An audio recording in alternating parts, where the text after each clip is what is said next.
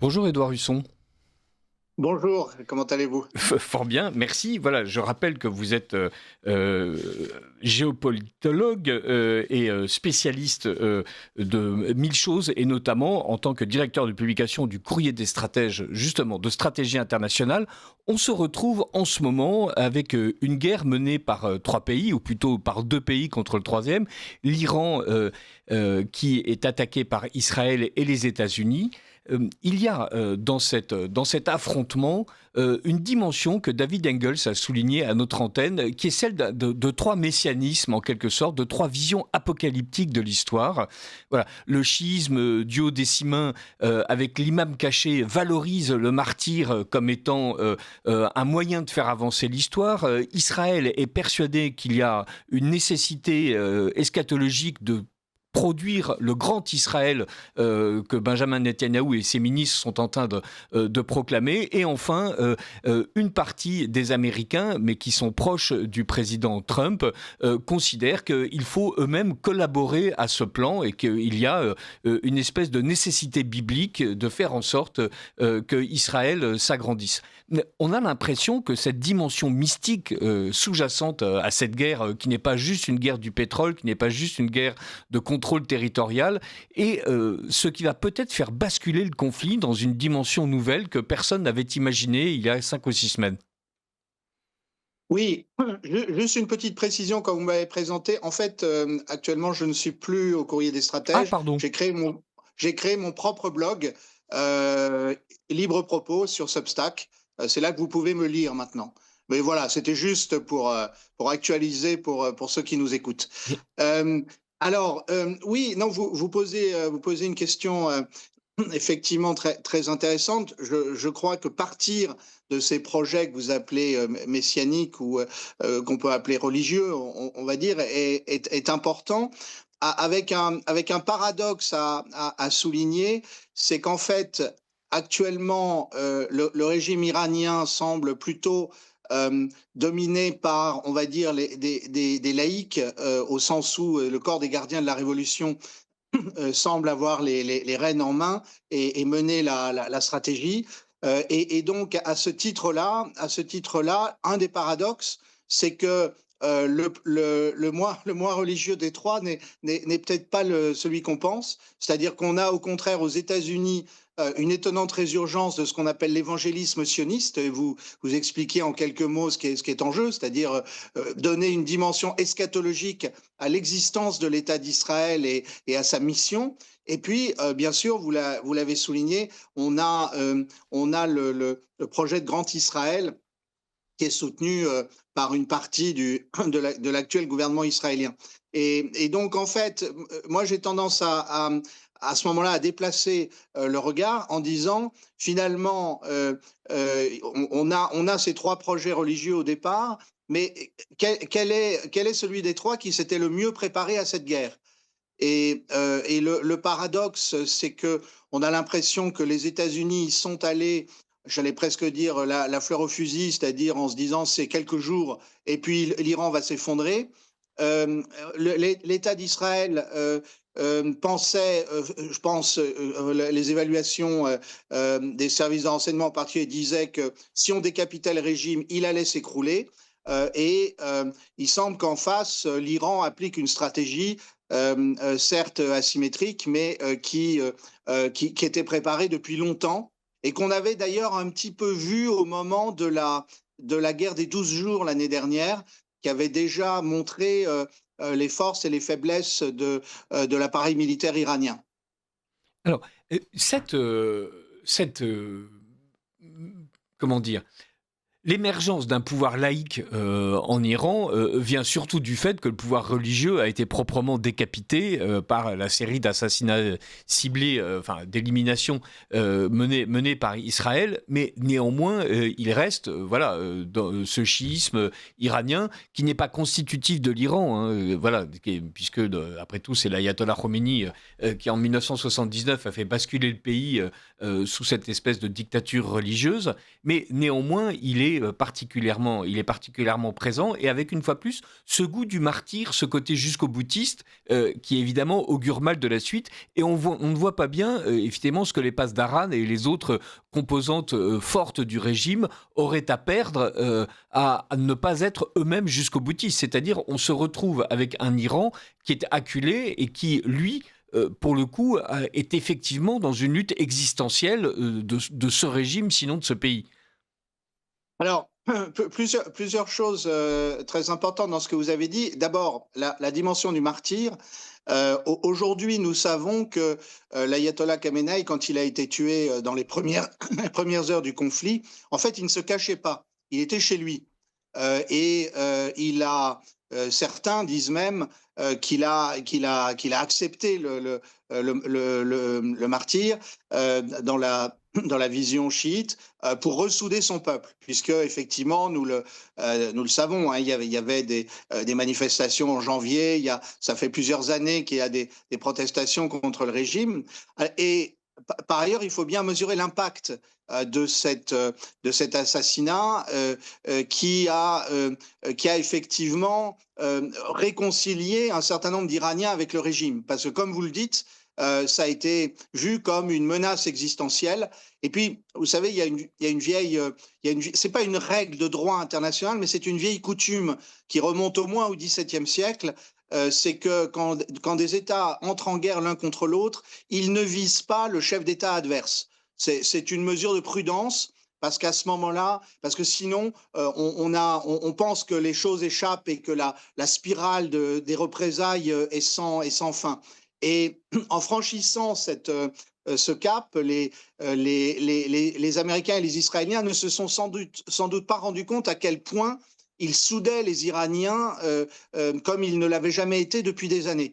Et donc, c'est cette dimension-là que vous dites, c'est-à-dire que c'est un combat existentiel, d'autant plus que l'on aime le régime iranien ou pas, il faut bien reconnaître que là, il négociait de bonne foi avec les États-Unis.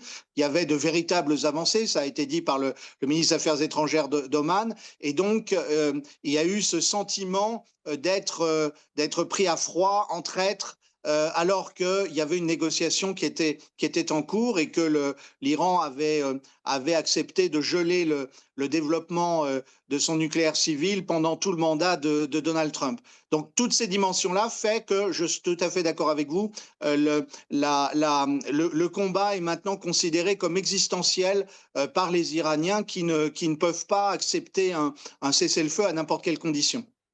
Alors, d'autant plus que, évidemment, les négociations sont compliquées. Et on négocie avec deux agresseurs, dont l'un s'est joint à l'agression israélienne en plein milieu des négociations. Évidemment, ça augure mal de la suite des événements. Et par ailleurs, il y a la manière dont Donald Trump est un peu erratique, c'est-à-dire explique qu'il est en train de négocier, explique aussi hier soir que les négociations, que la conclusion d'un accord ou non avec l'Iran est sans importance, je le cite, alors qu'il expliquait que la veille qu'il était en train d'entrevoir un accord, là aussi je le cite. On voit bien que Donald Trump, en fait, est en train, lui, de préparer une sortie du bourbier iranien d'ici 2-3 semaines, ou en tout cas, c'est ce qu'il a annoncé.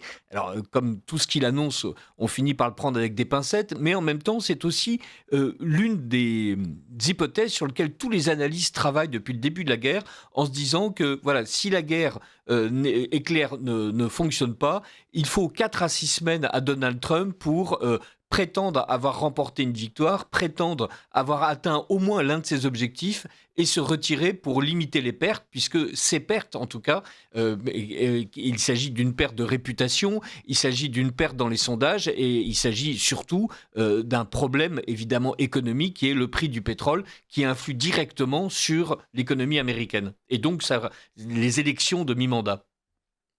Oui, oui, je crois que Donald Trump était sincèrement persuadé que si, à la différence de ce qui s'était passé l'année dernière en juin 2025, pour la guerre des 12 jours, les États-Unis ne se contentaient pas d'être en appui d'Israël, mais entraient directement dans la guerre, ça allait changer le cours du conflit. Et donc, on n'a aucun doute, hein, l'entourage de Donald Trump en a témoigné, c'était une question d'une semaine. Et le régime iranien allait tomber. Alors, c'est pas ce qui s'est passé. C'est pas ce qui s'est passé. Et on est aujourd'hui dans le deuxième mois de guerre. Et on a des. Il y a quelque chose qui n'est pas bon pour les Américains. Ils ont demandé à toutes les sociétés qui possèdent des satellites privés de ne pas diffuser d'images de ce qui se passait dans le Golfe. Or, les Chinois, eux, n'ont pas ces scrupules et donc nous pouvons vérifier si ce que disent les Iraniens des objectifs qu'ils ont visés et des destructions qu'ils ont atteintes est vrai ou pas. Et dans la plupart des cas, on n'a aucun doute, grâce aux photos satellites chinoises, par exemple, il y a quelques jours, il y a un avion AWACS, qui est un avion de repérage, un avion radar, doté d'un radar très puissant, qui a été démoli au sol par un tir iranien sur une base en Arabie Saoudite. Alors, on imagine bien, quel que soit l'essai de censure qu'il peut y avoir, mais enfin, on est aux États-Unis, donc il y a des médias qui relaient les choses. Hein. Et le New York Times, CNN aujourd'hui disent à peu près toute la vérité sur les pertes américaines, contre Donald Trump, bien sûr. Et donc, tout ça est très embêtant pour le président américain. Et comme vous dites, il cherche une stratégie de sortie. Mais là, il est confronté au fait que les Iraniens n'ont pas envie de l'aider, et pour cause. L'année dernière, pour sortir Israël de la guerre des 12 jours, qui tournait pas très bien, les Iraniens ont accepté de jouer le jeu avec Donald Trump. Donald Trump a fait une frappe qui était sans doute peu efficace et plus symbolique qu'autre chose sur des sites nucléaires iraniens. Les Iraniens ont répondu sur une base américaine qui avait été préalablement vidée de ses soldats au Qatar. Et c'est comme ça que Trump a imposé un cessez-le-feu. Mais là, les Iraniens disent non, non, nous, on ne joue plus la comédie parce que nous sommes menacés dans notre existence même. Et donc, tout ça rend très difficile la sortie de conflit pour Trump, alors qui fait état de négociations dont on ne sait pas si elles sont réelles, imaginaires, par intermédiaire, par beaucoup d'intermédiaires. On a bien vu qu'il y avait beaucoup moins de substance que ce que le président américain semblait raconter, mais ça a fait remonter les marchés, baisser le prix du pétrole pendant quelques jours, quelques heures, sauf que ça a de moins en moins d'efficacité et que tout le monde est très inquiet. Et vous y faisiez allusion, il y a de plus en plus d'acteurs du jeu américain, en particulier économique, qui font pression sur Trump pour qu'il sorte de la guerre. Mais peut-il sortir de la guerre en sauvant la face? C'est la question qui se pose. Édouard Husson, c'est effectivement quasiment la seule question qui se pose chaque fois qu'on a affaire à Donald Trump. Peut-il sauver la face? Je rappelle que nous sommes en train de discuter avec vous de la guerre irano-israélo-américaine et que à 8h moins 10, François Martin nous rejoindra pour poursuivre cette discussion.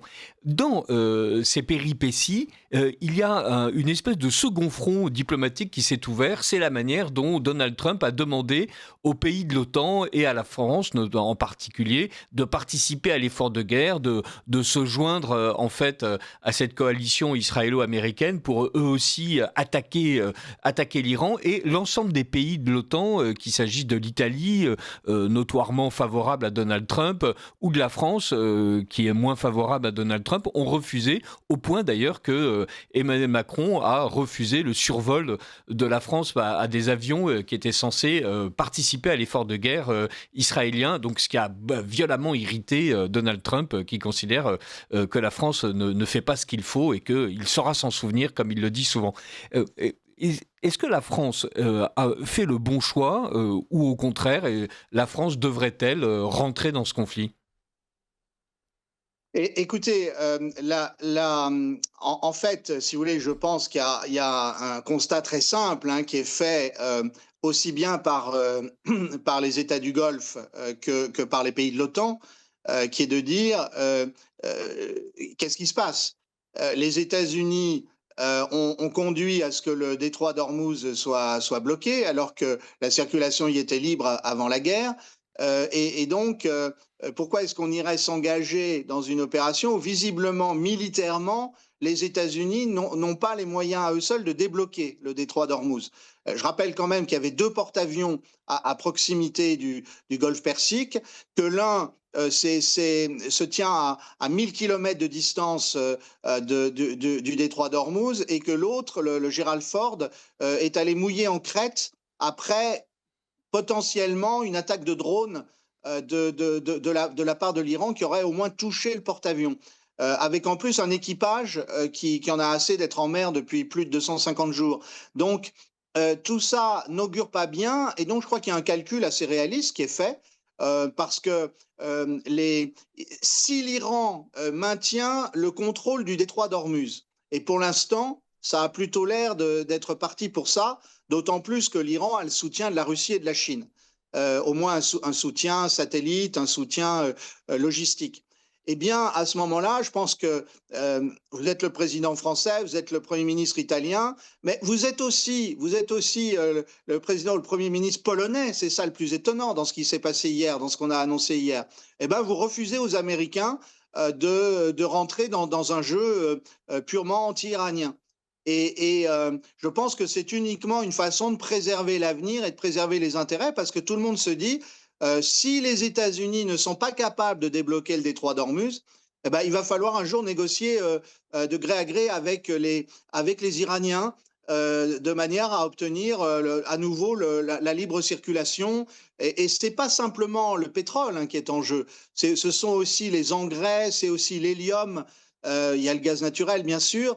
Tout ça fait que ça peut tellement toucher nos économies que le gouvernement français, de manière réaliste, dit bah, non, pas de survol de notre territoire, nous, on n'est pas dans cette guerre. Alors, je suis d'accord avec vous que la position n'a pas toujours été aussi claire dans les premiers jours de la guerre, et que Emmanuel Macron nous a fait du en même temps. Mais là, malgré tout, il semble bien que les fronts se figent, et qu'il y ait une espèce de neutralité inquiète des Français, des Italiens, des Polonais, pour ne prendre que ces trois exemples. L'Espagne, elle, ayant dit dès le départ qu'elle ne participait pas à la guerre. Alors, il y a cette neutralité inquiète et on peut la comprendre. Après tout, l'OTAN n'est pas fait pour soutenir l'effort de guerre américain, et donc ce qui se passe en Iran est loin des projets qui sont ceux de l'OTAN, quand bien même l'OTAN serait appelée à s'étendre. À un moment donné, on parlait du fait que l'OTAN brusquement s'intéresserait au Pacifique. Pour le moment, donc, le cadre d'opération de l'OTAN n'est pas celui d'une guerre israélo-irano-américaine. Cette position de l'OTAN est évidemment une espèce d'épine plantée dans le flanc des États-Unis, qui avaient l'habitude d'avoir des vassaux complaisants qui les suivent en permanence. On se souvient de la guerre contre l'Irak, par exemple. Donald Trump est-il en train non seulement de s'embourber un peu en Iran, mais une fois plus, mettons tout ça avec beaucoup de guillemets de conditionnels, car on ne sait pas ce qui est en train de se préparer, ou est-il en train de s'embourber sur le front intérieur avec des Américains qui sont étonnés que celui qui a expliqué que l'Amérique ne s'occuperait pas du reste du monde soit en train d'envoyer des soldats en Iran. Est-ce que Donald Trump n'est pas celui qui a le plus à perdre dans cette guerre, évidemment, juste derrière l'Iran? Ah oui, oui, oui. On a effectivement. Donald Trump doit se battre sur plusieurs fronts. Il a d'abord un énorme problème vis-à-vis de ses alliés dans le Golfe Persique, les pays arabes, les monarchies du Golfe Persique, puisque il a, à son corps défendant, il a fait la démonstration que les États-Unis se faisaient payer très cher des bases pour leurs soldats dans ces pays-là, mais n'étaient pas capables de défendre ces pays.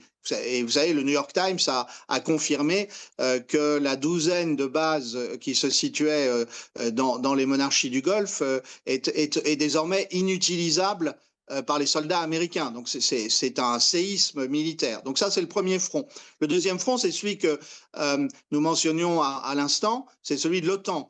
Avec alors une complexité supplémentaire, puisqu'on sait qu'un certain nombre de pays européens de l'OTAN voudraient continuer à soutenir l'Ukraine et gardent une position très, très anti-russe, et ne sont pas contents du retrait partiel du conflit par Donald Trump. Le troisième front, vous avez entièrement raison, c'est le front intérieur.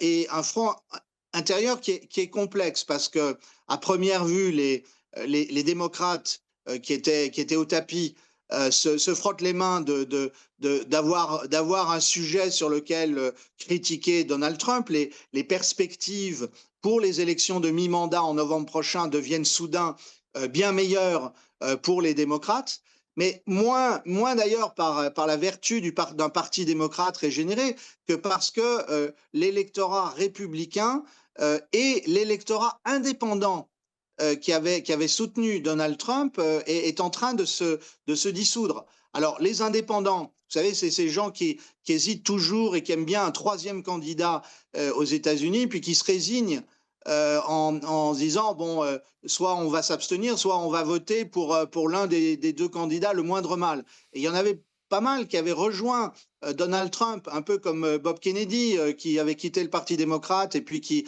était devenu candidat indépendant, puis qui s'est retiré de la course, qui a apporté ses voix à Donald Trump. Ces gens-là, c'est fini le soutien à Trump. Donc ça, c'est un coup très dur. Et puis, le Parti républicain se fissure. Le Parti républicain se fissure. Il y a par exemple la résurgence d'un conflit ouvert entre certains protestants qui se définissent comme inconditionnels du soutien à Israël et des catholiques qui disent être chrétien, ça ne veut pas dire soutenir inconditionnellement l'État d'Israël qui n'a rien à voir avec l'Israël biblique.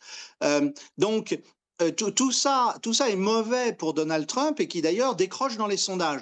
Et il est très probable que la volonté de se retirer du conflit exprimée de manière, je suis d'accord avec vous, pas très claire pour l'instant, et plutôt en confidence, d'ici quelques semaines, c'est sans doute lié à une grande inquiétude à cause de ce que disent les sondages sur les prochaines élections de mi-mandat. En 2 minutes, et pour abandonner momentanément Donald Trump, le conflit tel qu'il existe paraît être figé, c'est-à-dire on échange des missiles. Il n'y a pour le moment aucune véritable opération de débarquement qui est envisagée, sinon sur des points extrêmement symboliques, comme le soulignait Meredith Raffray hier. À votre avis, peut-on imaginer un débarquement massif des forces américaines ou israélienne en Iran? Alors, je ne le crois pas pour plusieurs raisons. On parle bien de débarquement massif. Oui, massif, j'entends voilà. j'insiste sur l'adjectif. Voilà. Donc ça, je crois que ça n'est pas possible pour différentes raisons. La première, c'est d'abord la géographie de l'Iran.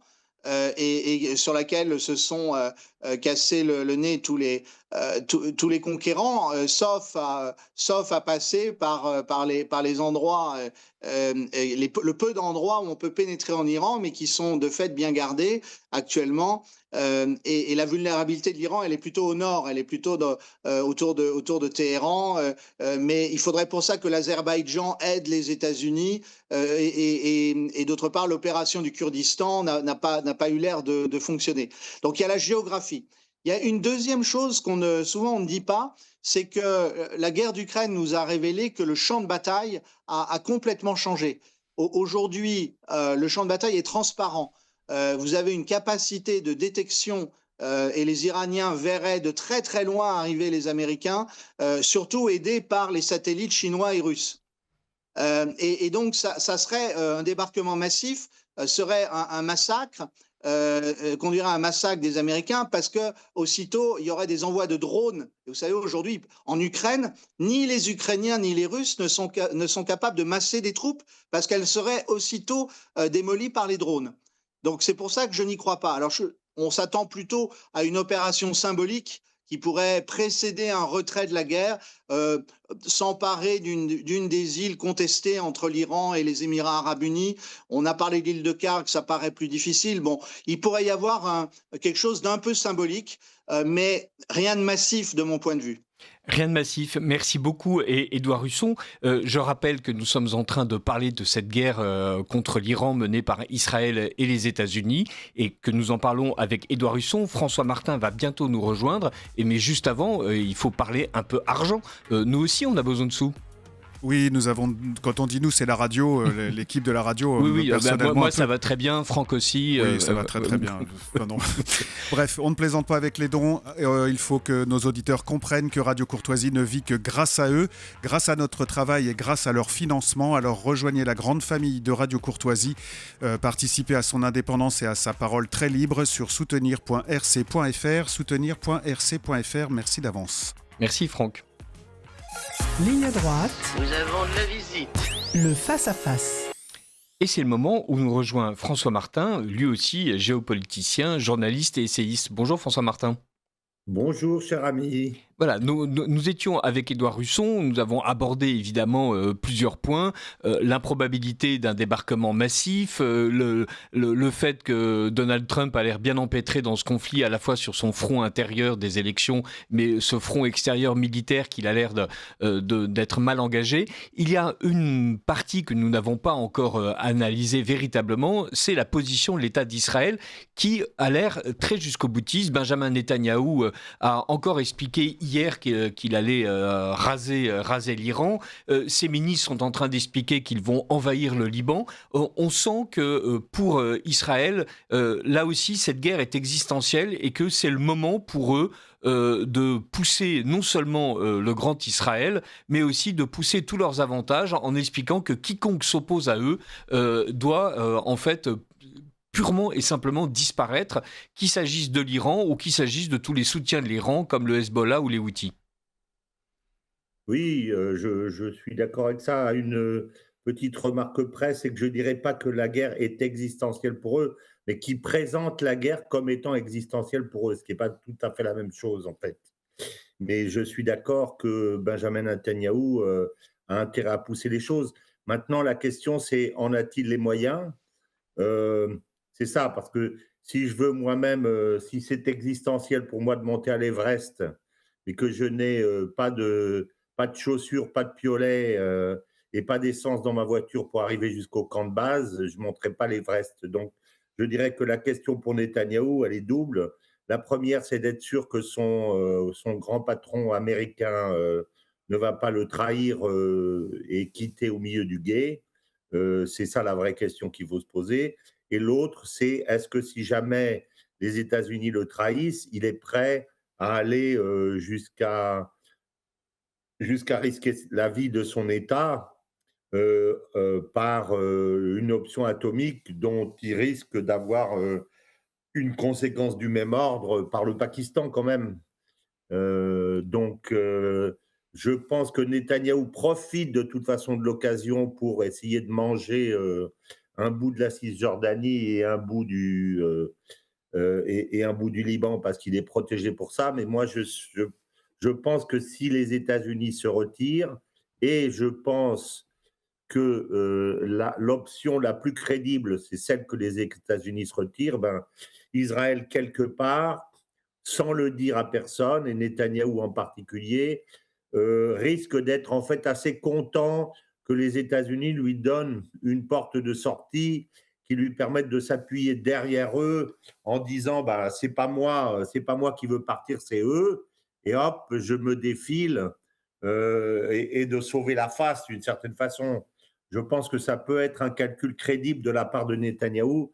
À partir du moment où il va avoir des élections au mois de juin, il va être obligé d'expliquer aux habitants de son pays que ce pays qui était protégé par un dôme de fer, en fait, n'est plus protégé et qu'il est bombardé sans arrêt, et que les Israéliens qui étaient tellement à fond derrière lui se rendent compte que la guerre, c'est pas si drôle quand on en subit soi-même les conséquences, ce qui leur est jamais arrivé jusqu'à présent. Donc, je dirais que la situation n'est pas si simple pour Netanyahou. Et est-ce qu'il peut se présenter devant ses électeurs après, avec des mois de bombardement? Est-ce qu'il n'a pas intérêt à choisir la fuite cachée derrière Les États-Unis. Trump? C'est ça que je pense, moi, personnellement. C'est ça que je pense qui pourrait être l'option la plus crédible. Et Édouard Husson, lorsque François Martin évoque une riposte nucléaire, évidemment, c'est une question qui est brûlante. On se retrouve avec un conflit où il y a une puissance nucléaire, une deuxième puissance nucléaire. Les alliés du troisième protagoniste, l'Iran, eux aussi possèdent l'arme nucléaire. Et l'option nucléaire est-elle crédible? Pensez-vous que on a atteint un moment donné où l'Iran, enfin le Pakistan, allié de l'Iran, est capable de riposter si Israël décide, lui, d'employer son arme nucléaire? Alors, effectivement, c'est une option et on a souvent dit depuis le journaliste américain Seymour Hersh que Israël, dans une situation de contrainte existentielle, pourrait avoir recours à son arme atomique inavouée. Hein, D'ailleurs, c'est un des grands acquis de ce conflit, c'est que désormais tout le monde parle de l'arme nucléaire israélienne qui jusque-là était camouflée, clandestine, dont personne ne parlait. Moi, je suis sceptique, si vous voulez, pour plusieurs raisons. D'abord, je ne crois pas que les États-Unis eux-mêmes auraient recours à des frappes nucléaires, même tactiques, parce que je crois que le Pentagone arrêterait Donald Trump avant. Quant à Israël, si vous voulez, si vous regardez ce qui s'est passé depuis plus d'un mois, le pays est très, très frappé au sens plein du terme par l'Iran. Il y a d'énormes démolitions. Pensons au port d'Haïfa, la raffinerie d'Haïfa. Il y a de grosses destructions à Tel Aviv, à Beersheva. Il y a eu des frappes à Dimona. Des frappes à Arad, et malgré la censure, ça a fini par percer, malgré la censure militaire. Donc je pense que le pays est assez démoralisé. Comme François Martin le disait, il y a une hostilité franche à Netanyahou qui est en train de s'exprimer dans la société en disant mais on croyait qu'on était protégés, on croyait qu'on était les plus forts et visiblement on n'est pas défendus. Il y a eu une très mauvaise surprise pour la société israélienne qui a été la résurgence du Hezbollah. Netanyahou leur avait dit que le Hezbollah était KO, était hors jeu. Or, pour vous donner un seul chiffre, il y a eu plus d'une centaine de chars israéliens qui ont été démolis par les roquettes du Hezbollah au nord d'Israël et au sud Liban. Et donc c'est un choc hein, pour l'armée israélienne. Et le chef d'état-major de l'armée israélienne a dit d'ailleurs qu'il n'y avait pas assez de réservistes. On manquait de soldats, les religieux ne veulent pas être mobilisés, et donc il y a un problème pour l'armée israélienne. Donc je suis plutôt sceptique, si vous voulez, sur même la capacité des Israéliens à se mobiliser psychologiquement pour prendre une décision aussi lourde que celle d'une frappe nucléaire, sans compter que François Martin a mentionné le Pakistan, mais je pense que la réaction de la Russie et de la Chine serait extrêmement violente contre Israël à ce moment-là. François Martin, lorsqu'on évoque la possible sortie du conflit, vous avez raison de souligner qu'au bout du compte, si les États-Unis ne sont pas là pour appuyer Israël, Israël ne peut rien faire. Rappelons que, bien sûr, Israël a des combattants, mais par exemple que les munitions sont des munitions américaines et que sans les munitions américaines, qui ont été très généreusement accordées par Biden et ensuite par Trump, l'armée israélienne n'est pas capable de se battre. La conquête du Liban n'apparaît-elle pas comme étant une espèce d'objectif secondaire qui permettrait aussi à Benjamin Netanyahou de proclamer qu'à défaut d'avoir écrasé l'Iran, il a réussi en fait à faire avancer un autre de ses projets, le Grand Israël, évidemment au détriment du Liban. Tous ces ministres sont extrêmement clairs sur cette volonté d'annexion qui maintenant est proclamée comme étant un but de guerre et qui n'est plus une hypothèse et qui ne fait plus partie des discours politiques enflammés, mais qui fait partie de ce qui est en train de se passer. Oui, je suis tout à fait d'accord avec ça, évidemment. C'est une façon aussi pour Netanyahou de redorer son blason face à ce qu'on peut déjà considérer comme un échec apparent de la guerre contre l'Iran. Donc, je suis absolument d'accord. Je veux simplement rajouter un petit point, avant de répondre sur ce point plus développé, pour ajouter à ce que disait Édouard Husson, qu'on constatera une chose, c'est que les, les Iraniens n'ont pas touché à des choses qui sont absolument vitales pour Israël, comme par exemple la désalinisation de l'eau. Aujourd'hui, Israël dépend de ces usines de désalinisation de l'eau pour 85 à 90% de ses besoins. Donc, si les Iraniens tapent les usines de désalinisation d'eau, tout s'arrête en Israël. Or, ils ne le font pas. C'est-à-dire qu'ils gardent des marges de manœuvre et ils ne veulent pas pousser. Ce qu'ils veulent, c'est affaiblir Israël progressivement, mais ils ne veulent pas vraiment,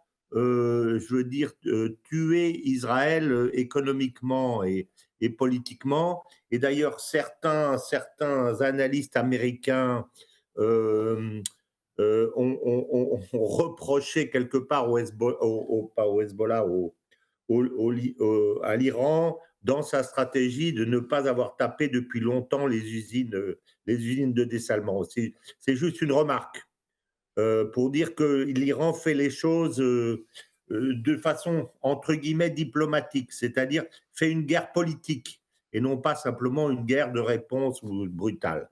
Mais pour revenir à ce qui est dit sur le Liban, oui, bien sûr, c'est une façon pour Netanyahou de montrer qu'il a un objectif positif. Et je dis souvent qu'il aime bien les pyramides de Ponzi politique, c'est-à-dire quand il a un échec quelque part, il recrée une autre dépense par-dessus pour essayer de masquer son échec avec une autre opération qui finalement devient aussi un échec.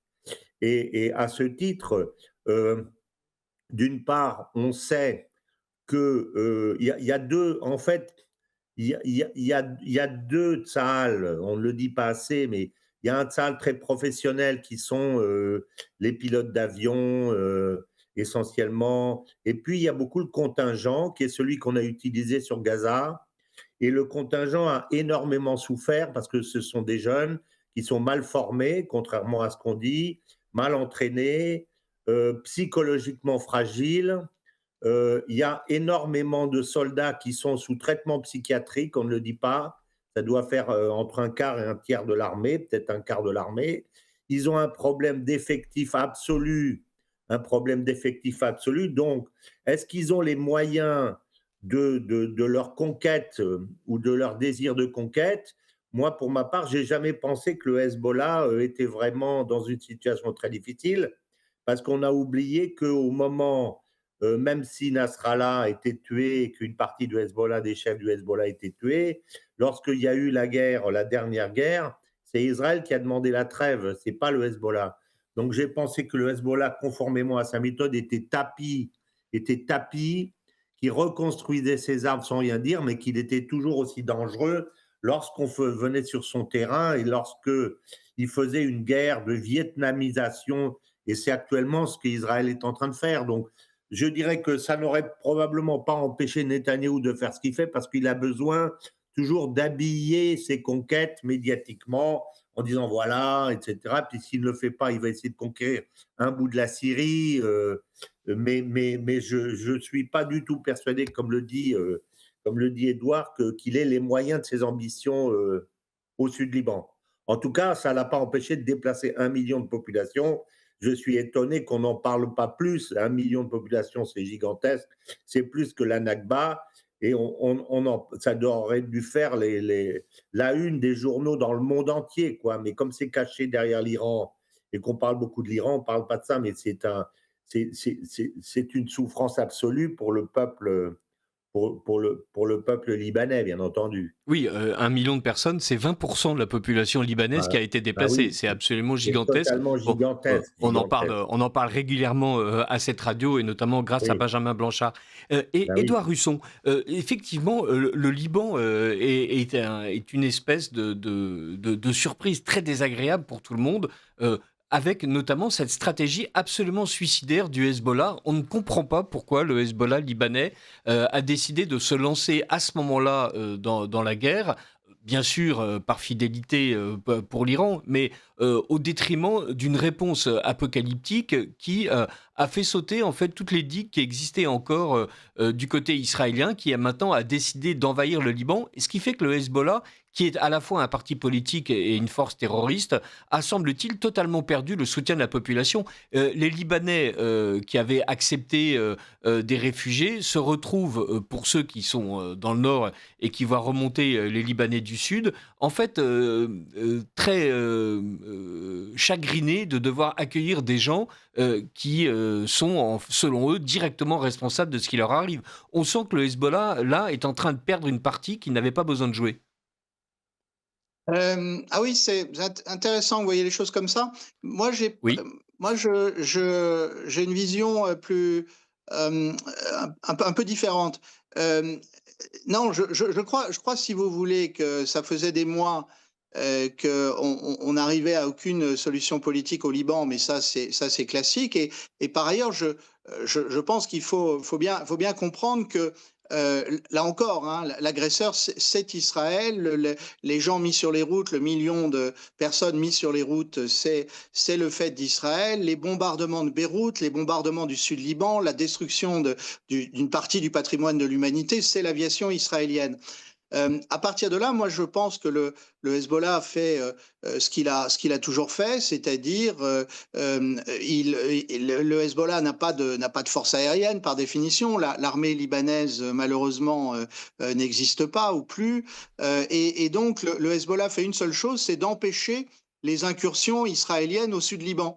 Et ils l'ont fait il y a 18 mois, ils l'ont fait en 2006, et là, ils le refont, et d'ailleurs avec un indéniable succès militaire, hein, parce que l'armée israélienne n'arrive pas à avancer plus de quelques kilomètres, parce que, comme je le disais, là, il y a eu en tout 130 véhicules blindés israéliens à ce jour qui ont été détruits, dont plus d'une centaine de chars Merkava, dont on dit que ce sont les meilleurs chars du monde, mais qui ont été purement et simplement démolis par des roquettes ou par des drones. Et puis, il y a eu des soldats israéliens faits prisonniers, et ce qui est toujours très embêtant du point de vue de l'État d'Israël. Et puis, par ailleurs, il y a eu une incursion du Hezbollah, des combattants, jusqu'en Galilée. Donc, si vous voulez, à partir de là, le Liban est comme toujours très divisé sur le Hezbollah. Il y a les pro-Hezbollah, il y a les anti-Hezbollah. Mais moi, je pense que l'opinion qui domine, c'est quand même que c'est Israël qui est à l'origine des malheurs du Liban. Et donc, c'est plutôt comme ça que je vois les choses. Mais vous avez peut-être des informations plus précises que les miennes.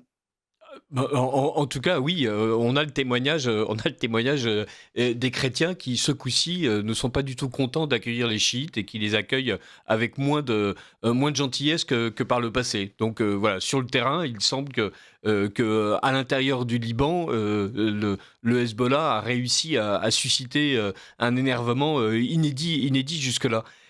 François Je peux Martin, rajouter quelque chose, oui, oui, oui, oui. voilà, c'est ça, bah, allons-y Bon, alors. voilà, ce que je veux rajouter, c'est que il n'est pas nouveau que les chrétiens libanais aient une position pour le moins ambiguë, parce qu'en fait, le Hezbollah, ce qu'on ne dit pas suffisamment, c'est que ce sont des Libanais. Alors, ils agissent en soutien de l'Iran parce que c'est l'Iran qui les finance, mais en fait, dans la situation actuelle, ils défendent leur propre pays. Il ne faut pas oublier que depuis le cessez-le-feu,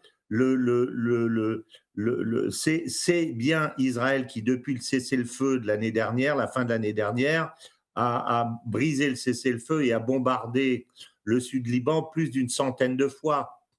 Donc, je dirais que faire un procès au Hezbollah dans cette situation, c'est faire un procès aux résistants français de la Deuxième Guerre mondiale en leur reprochant Oradour-sur-Glane parce que ils n'auraient pas dû défendre leur pays parce que en fait les ennemis se défoulent sur la population. Je dirais que c'est mutatis mutandis. Il y a quelque chose de ce genre. Moi, je réponds et j'ai eu des discussions avec des amis chrétiens libanais qui tenaient un peu ce discours en disant ah, le Hezbollah ne sont pas gentils. J'aurais dit ce qu'a dit Edouard. Qui c'est qui a déplacé 1 million de population? Qui c'est qui bombarde Beyrouth? Qui c'est qui bombarde les plages avec les tentes, etc. Alors, les conséquences mettent effectivement la zizanie au sein de la population libanaise. Et ça, effectivement, c'est pas nouveau. Mais le défaut, la faute en incombe, à mon avis, à l'État libanais essentiellement, non pas parce qu'il n'a pas réussi à désarmer le Hezbollah, parce que j'ai fini par dire à mon ami que si le Hezbollah avait été désarmé, Israël n'aurait pas moins envahi, mais plus envahi. Mais que l'État libanais aurait dû depuis longtemps, ce qu'avait fait l'ancien président Aoun, essayer de faire en sorte que l'unité libanaise se fasse entre le Hezbollah et les chiites d'une part, qui sont libanais, et les chrétiens qui sont libanais. C'est ça la vraie façon, à mon avis, dont il faudrait prendre les choses. C'est Israël l'agresseur, donc voilà. Même si effectivement, certains chrétiens se mettent la tête dans le sable, à mon avis. Édouard Et Husson, croient. pour quitter le terrain du Liban et revenir en Iran, voilà, cette guerre dure depuis 30 jours. Une partie des analystes considéraient que ce que la carte à jouer pour le régime iranien, c'est justement la durée, c'est-à-dire face à ce qui est présenté comme une attaque massive, face à ce qui est présenté comme un déluge, face à tout ce discours d'une technologie de bombes téléguidées à l'intelligence artificielle, 1000 bombes qui en 24 heures sont capables de frapper les cibles les plus diverses avec la précision la plus incroyable. Ce que l'Iran a comme meilleure carte à jouer, c'est le fait de montrer qu'elle existe toujours et que le pays n'est pas vaincu. Est-ce qu'au bout du compte, non pas cette victoire, mais cette absence de défaite ne va pas renforcer le régime iranien tel qu'il est ? Alors, oui, vous avez entièrement raison. Chaque jour qui passe ajoute à une petite victoire pour l'Iran, ne serait-ce que parce qu'on avait dit que l'Iran allait s'effondrer et que l'Iran tient le choc. Il y a une deuxième dimension que vous esquissez. Je suis tout à fait d'accord. C'est que l'un des paradoxes de cette guerre, c'est que elle a été lancée pour obtenir ce qu'on appelait le changement de régime en Iran. C'était pour ça que les Américains et les Israéliens s'y lançaient. Et en fait, l'assassinat de Khamenei, celui de Larijani dans une moindre mesure, mais il était populaire, ont ressoudé la population iranienne et on a eu des témoignages très, très précis d'Iraniens disant je n'aime pas forcément ce gouvernement, mais là, mon pays est attaqué et donc il n'y a plus qu'un seul Iran. Et je pense que si vous voulez, si l'Iran tient le choc, comme on est en train d'en parler, à ce moment-là, la victoire militaire de facto, déjà le fait de ne pas avoir perdu, c'est une victoire. Mais je pense qu'en plus, l'Iran donne des coups très durs aux Américains et aux Israéliens. Eh bien, ça va avoir comme conséquence, vous savez, un gouvernement qui est militairement victorieux, il a un prestige dans la population mais après la guerre, la population lui dit voilà, on s'est sacrifié, maintenant il faut faire quelque chose pour nous. Et donc je pense qu'il y aura vraisemblablement une évolution inattendue du pouvoir iranien et qui sera le fruit de la guerre.